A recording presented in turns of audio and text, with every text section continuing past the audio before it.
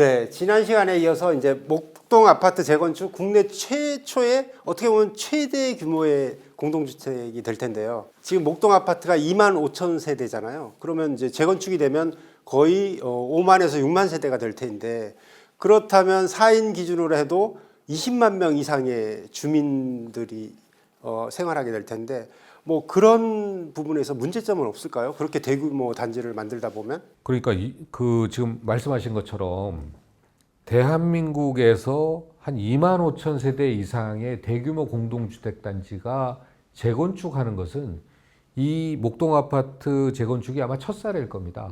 아마 이 이후에는 뭐 일산이라든가 분당, 평촌, 상계 뭐 이런 쪽에 계속 이어질 텐데, 그렇게 되면 대한민국의 대규모 공동주택 단지의 재건축에 어떻게 보면 첫 번째 프로토타입이 될 가능성이 높거든요. 그래서 이걸 상당히 신중하게 추진할 필요가 있습니다. 정부에서 좀 적극적으로 지원도 하고 고민도 같이 해야 돼요. 이게 단순한 강남에서 그 기존에 재건축한 것처럼 단순한 내 집을 고치는 수준을 넘어섰습니다. 방금 얘기하신 것처럼 5만 세대, 뭐 5만 세대가 넘어가면 뭐 인구만 해도 20만 명이 훨씬 넘는 건데, 그러면 이거는 단순한 집을 고치고 새로 짓는 재건축 개념이 아니라 하나의 도시를 재생하는 개념으로 가야 됩니다. 원래 목동 아파트가 도시 내 신도시 개념이었기 때문에 도시 내 신도시를 재건축할 때는 당연히 도시 재생적 개념에서 접근을 해야 되겠죠. 대표님 생각은 어떠세요? 네, 맞습니다. 이게 지금 그냥 아파트를 새로 짓는 게 아니라 하나의 소도시를 만드는 거기 때문에 거기에는 이제 고려될 사항들이 많이 있습니다. 그러니까 하나의 소도시이기 때문에 특별히 이제 인도를 어떻게 개설할까? 끊이지 않고 사람들이 걸어 다닐 수 있는 거리가 우선이 돼야 되고요. 이게 요즘의 방향이거든요. 그다음에 도로는, 특히 차는 사람을 피해 다닐 수 있는 계획이 세워져야 됩니다. 그러다 보면 도로와 사람 인도가 다시 재조정이 되고요. 특별히 이제 공원이 큰 공원이 없기 때문에 저 목동역 중심으로 해서 저 양천구청하고 사이에 도로가 굉장히 크거든요. 저 오목교 쪽도 있고, 그래서 그 큰 도로를 공원화를 하고 미국의 뉴욕에 있는 센트럴 파크나 이제 그런 파크처럼 아주 직사각형의 큰 공원을 만들고 차는 그 밑으로 가거나 우회를 해서 일단 사람 중심의 도시가 돼야 이게 어떻게 보면 그런 기획을 하면서 좀 더 다른 도시로 아마 강남보다 훨씬 더 좋아질 겁니다. 그러면 중앙에 도시 공원을 만들고 하면 이런 계획들이 전체적인 차원에서 그림을 그리고 거기에 모자란 땅을 조금씩 이동하면서 각 조합 14개 단지가 합력을 해서 하면 사람이 살 수 있는 명품 도시가 될 거라고 저는 보여집니다. 프랑스 파리에서 공부하셨잖아요. 네. 네? 파리에 보면 저 파리 옆에 저기 라데팡스 행정수도, 라데팡스 보면 모든 도로는 지하로가 있고 위에는 이제 지상에는 더 도로가 없습니다. 또 이제 그 미국의 맨하탄 보면은 거기가 이제 주거 입지 환경이 제일 좋은 데다라고 돼 있는데, 공원 녹지 접근성, 그다음에 수변 접근성, 도심 접근성, 이 세 가지 접근성이 모아지는 곳이 맨하탄의 센트럴 파크와 허드슨강 사이에 있는 그 공간이거든요. 그래서 실제 목동 아파트 재건축을 할 때는 공원 녹지 접근성과 수변 접근성, 그다음에 도심 접근성, 이 세 가지를 요소를 모두 고려하면 최고의 그 주거 환경이 될 수 있다고 봅니다. 지금 대표님 말씀도 그렇고 의원님 말씀도 굉장히 흥미로운데, 지금 말씀하신 것처럼 예를 들면 그 커다란 뭐 공원을 만든다든가 하면 사실상 그 지금까지의 그 목동의 그 모든 14단지까지 큰 단지의 어떤 협업이 되지 않으면 사실상 불가능한 거 아닌가요? 고 대표 얘기하신 것처럼 일반 도로 지하를 활용한다면은 가능할 수도 있겠지만, 현재는 14개 단지가 각각 그 사업이 다릅니다.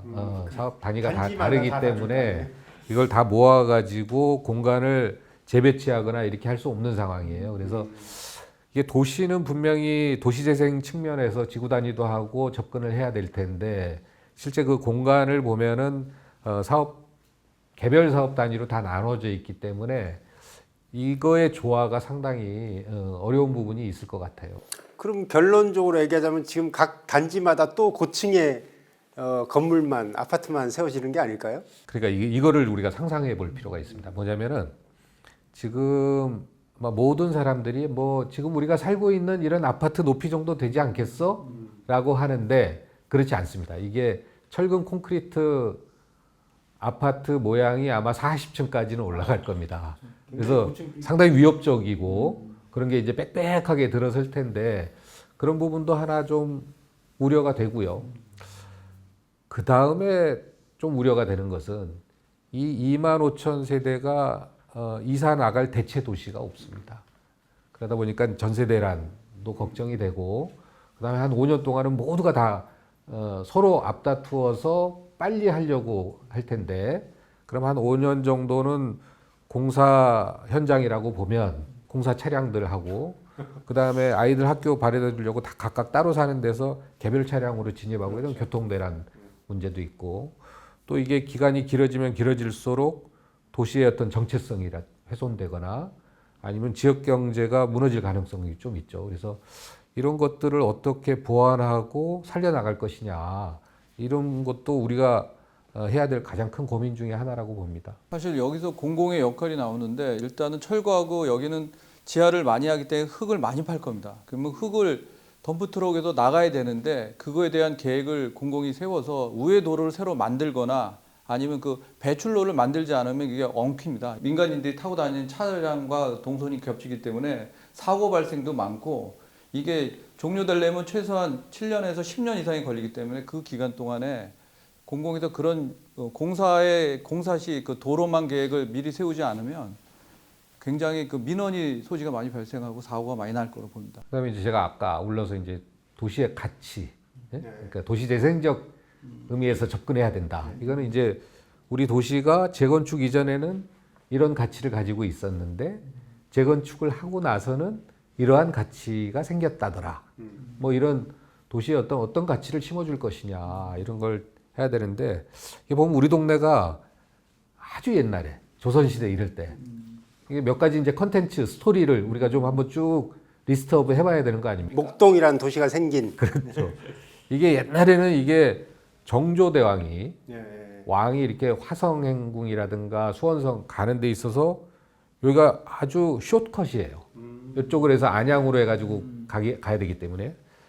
그런데 이제 마포 나루에서 이렇게 건너가지고 이렇게 목동에 딱 도착하면 그때도 질퍽질퍽했다는 거예요. 이게 질고 그다음에 농사 막 물 넘치고 이러니까 그래서 이렇게 쭉 지른 길을 계속 걷다가 지금 신트리 요 지역에 딱 도착해서 이게 신트리가 사람들이 새로울 신자 나무트리에서 신목동으로 알고 있는데 이게 지른 흙을 밟다가 신트리에 도착해서 신발을 다 턴 거야.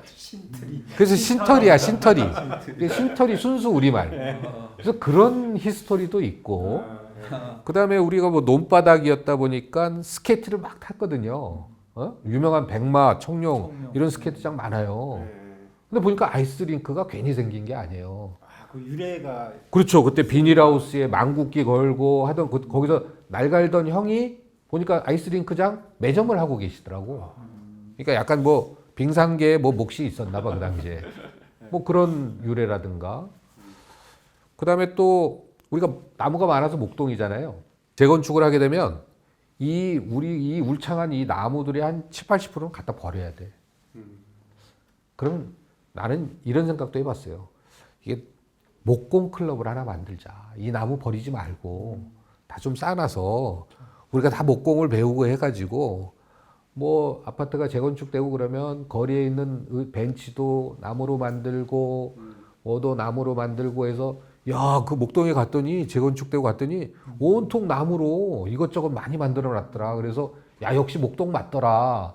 뭐 이런 식의 물론 이제 당연히 제일 중요한 거 교육 도시로서 아이들이 학업에 열중하고 안전하고 이런 도시가 돼야 되는 건 명확하고 이런저런 우리가 이 도시의 가치를 어떻게 살릴 것인가 이런 고민들을 진짜 우리가 다 민관이 같이 고민할 때가 아닌가 저는 그런 생각도 해봐요. 그 단지 내 아파트들의 30년이 넘었기 때문에 나무들이 굉장히 울창하고 크거든요.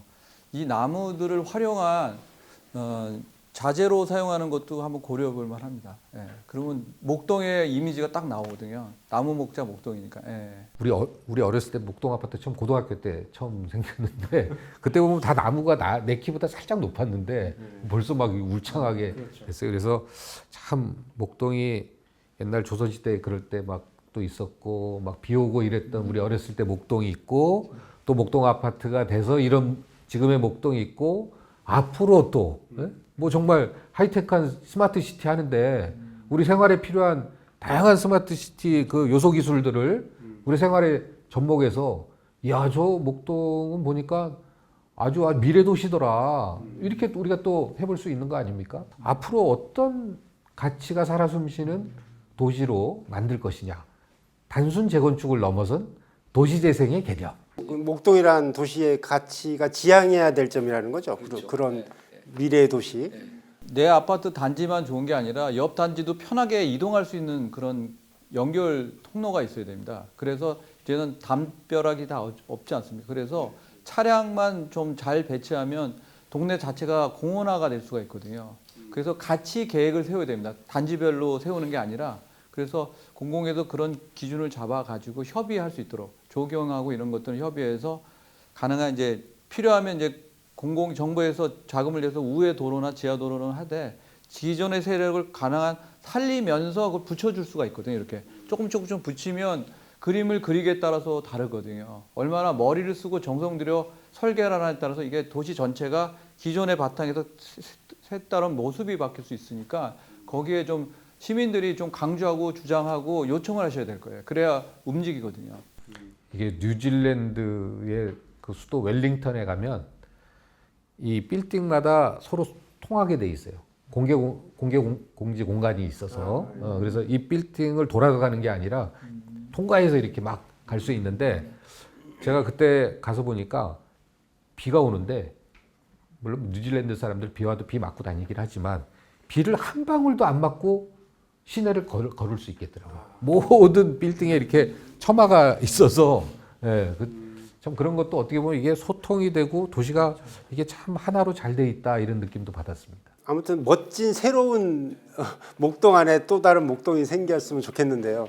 그렇다면 이제 재건축만 잘하면 되는 건가요? 아니면 그에 따른 또 다른 문제점은 없는 건가요? 저는 아까 얘기한 것처럼 그 목동 아파트 재건축을 동시에 다 같이 시작하면 한 3년에서 한 5년 정도는 다 이게 공사판일 텐데 그냥 막 얘기하면 이 기간 동안 도시 정체성이라든가 도시 경제가 약간 훼손될 가능성도 있고 뭐가 이 학원이 뭐 다른 데로 이전한다든가 뭐 이럴 수 있잖아요. 그게 우리 도시의 제일 중요한 콘텐츠인데 그다음에 뭐 대체 도시가 없어서 전세 대란이라든가 교통 대란 이런 것들이 일어날 수 있는데 이거를 좀 해결하기 위해서 저는 제 나름대로 국회에서 도시 및 주거환경 정비법을 좀 개정안을 냈어요. 네. 이제 마침 제가 그 궁금했었는데 이제 결국 그런 문제를 해결할 수 있는 한 방안으로 이제 메가블록 개발이라는 이제 용어가 있더라고요. 근데 이름도 제가 지었습니다. 아, 그렇습니까? 메가블록 방식이 뭔지 한번 설명해 주시겠어요? 이거 학계에서는 상당히 굿 아이디어다. 앞으로 이제 대한민국 사회가 그 아파트 공화국인데 주거 형태라든가 공원 녹지 비율을 늘리고 주거 형태를 전환시킬 수 있는 중요한 터닝 포인트가 될 수도 있겠다라는 평가를 받고 있습니다. 목동 아파트로 간단하게 설명하면 예를 들어서 1, 2, 3단지가 있다. 그럼 이게 단지별로 사업이 3개잖아요. 이걸 하나의 조합으로 하나의 메가블럭으로 3블럭을 만드는 거죠. 이 방식은 설사 국회에서 통과되더라도 조합원들이 선택 사양이지 꼭 이렇게 하는 건 아니거든요. 기존대로 해도 되고 이거 괜찮은데? 그럼 이렇게 해도 되고 이건 꼭 우리 동네만 요구되는 게 아니라 앞으로 대한민국 전역에서 필요 선택 사항이 될 수 있다고 생각해요. 예를 들어서 1, 2, 3, 4단지가 하나의 메가블럭을 구성해서 그럼 용적률이 250, 250, 250, 250 상한가 하면은 300, 300, 300 그럼 요거를 하나의 예를 들어서 만약에 그 3단지 정도 여기만 이사를 보내고 여기를 3단지를 1200%를 상업지역으로 주는 거죠. 그리고 모아서 몰아주는 용적률을 몰아주는 거죠. 1, 2, 4단지는 제로, 용적률 제로. 이건 공원 녹지가 되는 거죠. 그러면 이제 철골 구조 형태로 초고층. 어차피 지금 아파트도 40층. 그렇죠. 은 되는데 한 3, 40층에서 7, 80층의 하이페리온처럼 초고층 철골 구조의 아파트를 세우고 그 요거 건설하는 동안 1, 2단지, 4단지는 계속 살고 있는 거죠. 그 한꺼번에 다 이주할 필요가 없는 거네요. 필요가 없는 거죠. 요거 다 짓고 다 다시 여기로 이제 이사 오고 그다음에 요 이제 여기는 다 이주했으니까 1, 2단지, 4단지를 요거 다 지은 다음에 철거를 하고 여기를 거대한 숲으로 조성하는 겁니다. 그렇게 되면 지금은 이렇게 되면 이제 주거 환경이 상당히 한번 생각을 해보세요.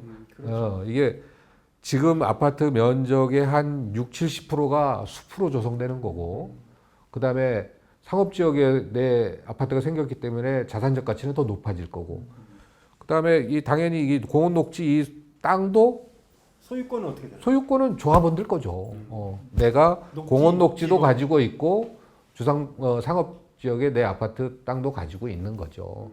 그러나 이제 국가적으로 봤을 때는 녹지 비율이 아주 높아지는 거죠. 쾌적한 주거 환경이 되는 거고 대체 도시가 없어도 전세 대란이 일어날 필요도 없고 교통 대란이 일어날 필요도 없고 도시 정체성 고스란히 유지할 수 있고 그다음에 지역 경제도 어느 정도 유지가 되는 거죠. 그래서 저는 이 부분은 뭐 개정안을 냈으니까 법이 통과되면은 우리 주민들이 아 그게 좋다라고 하면 저는 언제든지 이게 도시재생적 접근을 해야 되기 때문에 대규모 공동주택 단지의 경우는 그래서 생각해낸 아이디어거든요. 여러 가지 부작용도 좀 줄이고 그래서 이것은 뭐 어디까지나 주민들의 선택 사항이니까 그런 나중에 법이 통과되는 걸 보시고 조합원들이 고민해서 선택하시면 돼요. 기존 방식대로 할지 또 이런 방식을 선택할지 결정하면 될 것 같습니다. 그럼 방금 말씀해주신 방법으로 하면 조금 전에 대표님께서 말씀해주신 어떤 그런 커다란 파크를 만든다든가 이게 가능해지겠네요. 그러면 메가블록 방식의 장점 사례가 있나요 혹시?